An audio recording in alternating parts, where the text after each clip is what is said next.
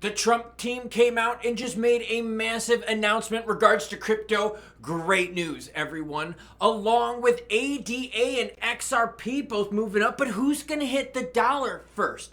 Whales are buying, and whales have the resources to be in the know before most of us. And we're always told that XLM follows the price of XRP, but is that really true? Race day, race day. Look at the handsome guy in the white. Race day. Yep, that's right. Feeling a little bit better, but viewers' comments come most. R. Schmitz says, great news. Happy Sunday. Yeah, happy Sunday to you all. And I've got even better news for you. Seriously, I've got great news today. Jeremy says, love me some calls. Appreciate it, Jeremy. Love me some fans and viewers of the channel. Heat map? Yeah, let's do it. Bitcoin sitting at 60,151. You notice how we're at 60,000 with BTC and we really don't seem too excited? It's becoming normal to be at 60,000 and I love that feeling. You know why? Because now 70 will bring us excitement. And then we're going to hunt for 80 and the rest of the market is going to move on that action. E3197, remember ETH ETF expected here within this next week. BNB sitting at 538 with SOL at 145. XRP going to talk about a lot in this channel, 53.4. ADA making the move as well at 43.3. Who's going to get to a dollar first? ADA or XRP? Comment down below because I want to hear from you. But first, let's talk about Bitcoin rebounded and whales adding. You know I've got the visuals for you. Oh, so as the price declined a little bit here in the last couple weeks, see in the blue line, net inflows adding lots and lots of BTC. In fact, as the price has declined, they really jumped on that action. So whales are buying. Now, I said something about the Trump camp came out. Well, listen to this, and this has to do with crypto. Trump was supposed to speak at a Nashville Bitcoin conference. The dude is like publicly coming out saying, look, a vote for me is a vote for crypto. And for those of you that watched the recent crypto vote where they went to override the veto from Biden. Now remember, this passed both the House and the Senate. And then all of a sudden, when it comes down to it, they don't overturn the veto? Now, one side is obviously pro-crypto while the other is not. Now, here's the important news. This is from David Bailey. Listen to this. I've just spoken with the president's team. He's in good spirits and excited to see you all in Nashville and deliver a speech heard round the world. That is from BTC Inc. CEO David Bailey as he spoke with the former president's team after the assassination attempt. Now, important because we know the Democrats are very anti-crypto. Now, I know some of you out there watching are on the Democratic side. Hey, I've voted Democratic quite a few times myself. See, I could come on and say it. I vote for more the person rather than the party. There are certain things that I like on this side, certain things I like on this side. I kind of want to go around and shoot my Pancho Pistolas, but I also want to wear a fur. I want to eat some steak, but yet at the same time, I want to do some tasted bong rips with my friends. I want it all. Do I want to see girl action? You bet your butt. Do I want it shoved in my face? No, I don't.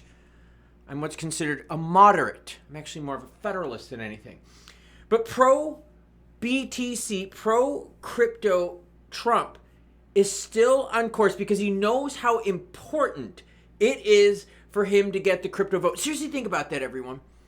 4 years ago, we weren't talking about the crypto vote swaying things because 4 years ago, crypto wasn't politicized at all. You didn't have this side doing stuff about it and that side. No, both sides liked it. Both sides liked it. You remember when SBF was giving Maxine the paper company? Remember when SBF was floating around and it was all hugs and kisses for my guy? Well, yeah. They like it when they're getting money, but when they're not getting money, they don't like it. And it became politicized. XRP or ADA, which altcoin will hit the dollar first? Honestly, XRP. I understand we have some fans of ADA in the house, and I gotta be honest, you know I shoot it to you straight, whether it's good or bad, happy or sad. Charles is a fuckbag.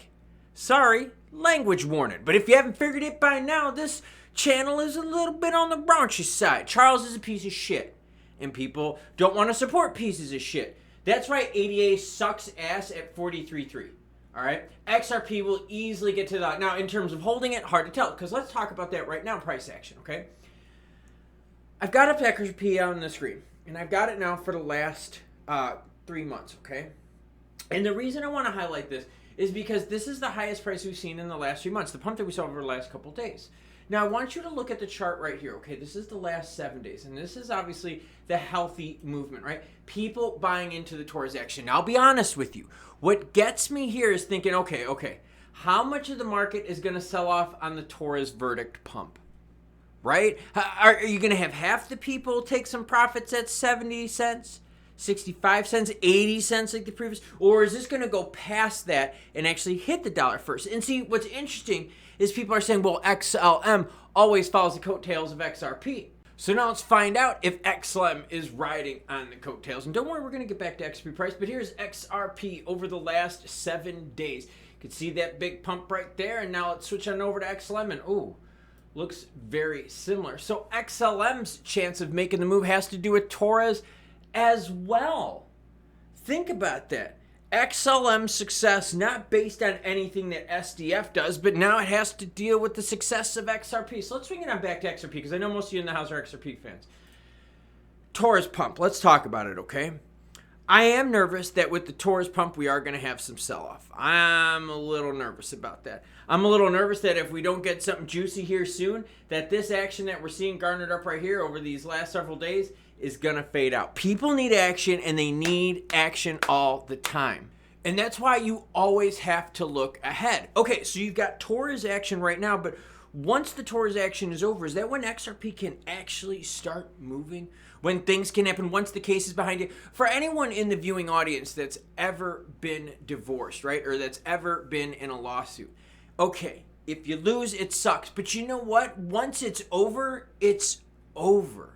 Right? Think of the anxiety, the waiting, the fear of everything. Like, oh man, everything's just going to come crashing down on me. They're going to want this. They're going to want that. But then once it's resolved, it's like that weight is lifted off your back. And is that what we're going to see with XRP? That weight lifted off the back? Because you're telling me that there's not investors out there that are like, you know what?